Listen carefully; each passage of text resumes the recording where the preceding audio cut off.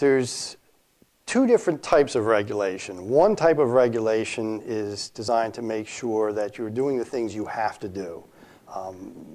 Maintaining your finances, maintaining your facilities in a safe way, understanding civil rights law. Those are things you have to do. And that's where compliance monitoring is key. Where there is over-monitoring or over-regulation in charter schools has to do with the things we were created to do differently, to be innovative around curriculum, for instance, around teachers.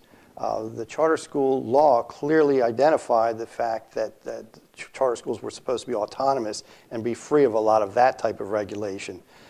Regulators tend to be bureaucratic by their nature, and they're very large, and they tend to see one size fits all as the best way to go, because that makes everything very consistent and very easy to manage. Unfortunately, charter schools were not supposed to be one size fits all. We were supposed to be different and be innovative and try new things and take risks. So there are areas where they need to monitor. There are areas where they should back off in the monitoring. And sometimes that will produce results that were not the results we had hoped for.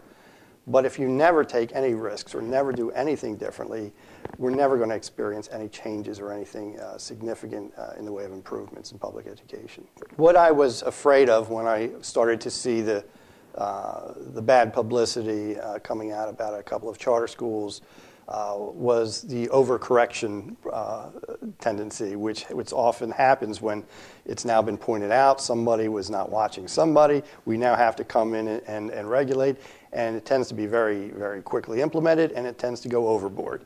There needs to be that fine balance between monitoring and regulating the things we're supposed to be monitoring and regulating, and allowing some creativity and some innovative ideas on the other things. So it just needs to strike a balance, and it'll get there. Right now we're in a mode where I'm sure there's a tendency to want to come in and fix everything.